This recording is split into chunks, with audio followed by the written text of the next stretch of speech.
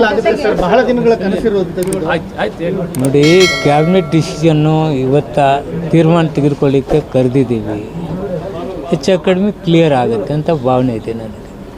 ಬಲಗೈ ಸಮುದಾಯ ವಿರೋಧ ಸರ್, ಅದ್ರ ಬಗ್ಗೆ ಏನು ಹೇಳ್ತೀವಿ? ಎಲ್ಲರೂ ಅಭಿಪ್ರಾಯ ವ್ಯಕ್ತಪಡಿಸ್ತಾರೆ. ಸರ್ಕಾರ ಏನು ಡಿಸಿಷನ್ ತೆಗೆದುಕೊಳ್ಬೇಕು ಅದು ಡಿಸಿಷನ್ ಸಚಿವರಲ್ಲಿ ಎಲ್ಲರಲ್ಲೂ ಒಗ್ಗಟ್ಟಿದೆಯಾ ಅಂತ ಸರ್?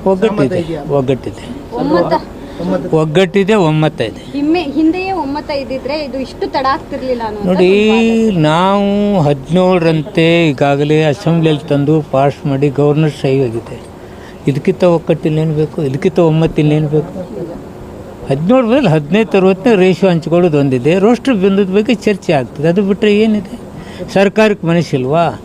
ಇಡೀ ಅಸೆಂಬ್ಲಿ ಕೌನ್ಸಿಲಲ್ಲಿ ಒಪ್ಪಿಗೆ ಪಡೆದ ನಂತರ ಯಾರು ಒಮ್ಮತ್ತಿಲ್ಲಾರ್ದಾಗತ್ತೆ? ಕ್ಯಾಬಿನೆಟ್ ಡಿಸಿಷನ್ ನಾನು ಒಬ್ಬನೇ ಹೇಳೋದಿದ್ರೆ ಹೇಳಿಬಿಡ್ತಿದ್ದೆ. ಬಹಳ ದಿನಗಳ ಕನಸಿರೋದು. ನೋಡಿ, ಕ್ಯಾಬಿನೆಟ್ ಡಿಸಿಷನ್ನು ಇವತ್ತ ತೀರ್ಮಾನ ತೆಗೆದುಕೊಳ್ಳಿಕ್ಕೆ ಕರೆದಿದ್ದೀವಿ.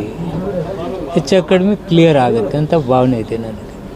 ಬಲಗೈ ಸಮುದಾಯ ವಿರೋಧ ಸರ್, ಅದ್ರ ಬಗ್ಗೆ ಏನು ಹೇಳ್ತೀವಿ? ಎಲ್ಲರೂ ಅಭಿಪ್ರಾಯ ವ್ಯಕ್ತಪಡಿಸ್ತಾರೆ. ಸರ್ಕಾರ ಏನು ಡಿಸಿಷನ್ ತೆಗೆದುಕೊಳ್ಬೇಕು ಅದು ಡಿಸಿಷನ್ ಸಚಿವರಲ್ಲಿ ಎಲ್ಲರಲ್ಲೂ ಒಗ್ಗಟ್ಟಿದೆಯಾ ಅಂತ ಸರ್?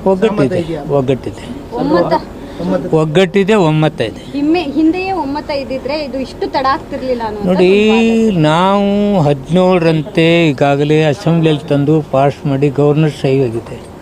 ಇದಕ್ಕಿಂತ ಒಗ್ಗಟ್ಟಿಲ್ಲೇನು ಬೇಕು? ಇದಕ್ಕಿಂತ ಒಮ್ಮತ್ತಿಲ್ಲೇನು ಬೇಕು?